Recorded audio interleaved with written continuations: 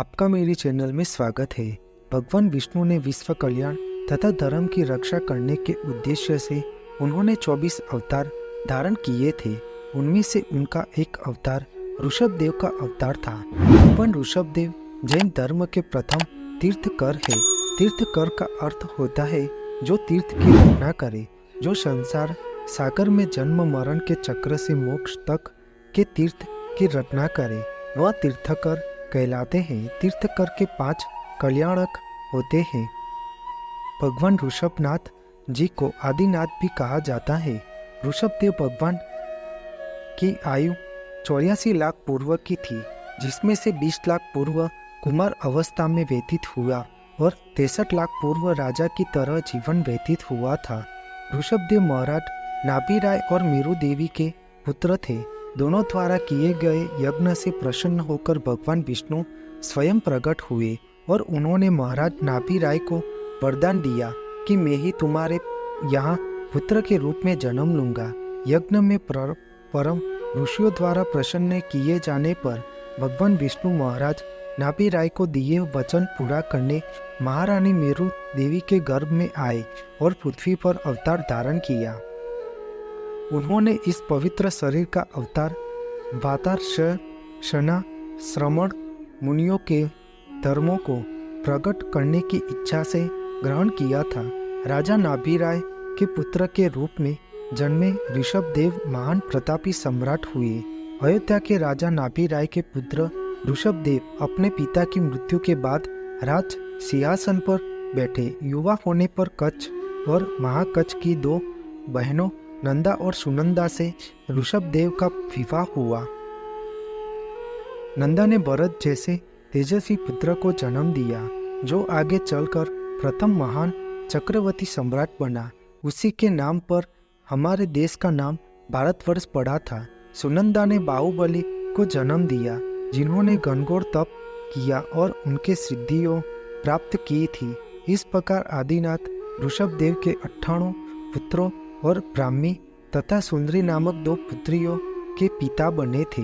ऋषभनाथ के कृषि, शिल्प, असी यानी की सैन्य शक्ति, मसी यानी की परिश्रम, वाणिज्य और विद्या, इन 6 आजीविका को साधनों की विशेष रूप से अव्यवस्था की तथा देश और नगरों एवं वर्ण और जातियों आदि का सुविभाजन किया। इनके 2 पुत्र भरत और बाहुबली तथा 2 पुत्रियां ब्राह्मी और सुंदरी थी। उनको समस्त कलाएं और विद्याएं सिखाई। इसी कुल में आगे चलकर इच्छावुक हुए और इच्छावुकों के कुल में भगवान राम अवतरित हुए। ऋषभदेव की मनोवैज्ञानिक में गहरी रुचि थी। उन्होंने शारीरिक और मानसिक क्षमताओं के साथ लोगों को श्रम करना सिखाया। इससे पूर्व लोग प्रकृति पर ही निर्भर थे, वृक्ष को ही अपनी भोजन और अन्य सुविधाओं का साधन मानते थे और समूह में रहते थे। ऋषभदेव ने पहली दफा कृषि उपज को सिखाया। उन्होंने भाषा का सुव्यवस्थितकरण कर लिखने के उपकरण के साथ संख्याओं का आविष्कार किया। नगरों का भी निर्माण किया। उन्होंने बर्तन बनाना, स्थापत्य कला, शिल्प, संगीत, नृत्य और आत्मरक्षा के लिए शरीर को मजबूत करने के गुण सिखाए। साथ ही सामाजिक सुरक्षा और दंड संहिता की प्रणाली की स्थापना की। उन्होंने दान और सेवा का महत्व समझाया। जब तक राजा थे तब तक उन्होंने गरीब जनता, सन्यासियों और बीमार लोगों का ध्यान रखा।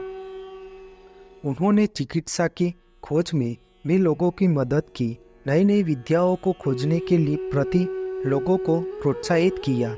भगवान ऋषभदेव ने मानव समाज को सभ्य और संपन्न बनाने में जो योगदान दिया है, उसके महत्व को भी सभी धर्मों के लोगों को समझाने की आवश्यकता है। एक दिन राजसभा में नीलांजना नाम की नर्तकी की नृत्य करते करते ही उसकी मृत्यु हो गई।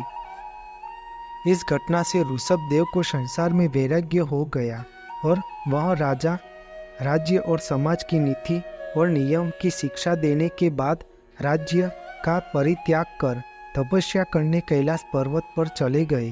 तब उनके ज्येष्ठ पुत्र भरत राजा हुए और उन्होंने अपने दिग्विजय अभियान द्वारा सर्वप्रथम चक्रवर्ती पद प्राप्त किया और भरत के लघु भ्राता बाहुबली भी विरक्त होकर तपस्या में प्रवृत्त हो गए। ऋषभदेव ने कैलाश पर्वत पर ही तपस्या कर कैवल्य ज्ञान प्राप्त किया था। भगवान शिव और ऋषभदेव की वेशभूषा और चरित्र में लगभग समानता दिखाई देती है। ऋषभदेव का चरण चिन्ह बेल है। आर्य और द्रविड़ शैली में किसी भी प्रकार का फर्क नहीं है। यह डीएनए और पुरातात्विक शोध से सिद्ध हो चुका है। सिंधु घाटी की मूर्तियों में बेल की आकृति वाली मूर्ति को भगवान ऋषभनाथ से जोड़कर देखा जाता है। मोहेंजोदड़ो और हड़प्पा संस्कृति से प्राप्त मोहरों में जो मुद्रा अंकित है वह मथुरा की ऋषभदेव की मूर्ति के समान है। वह मुद्रा के नीचे ऋषभदेव का सूचक बेल का चिन्ह भी मिलता है।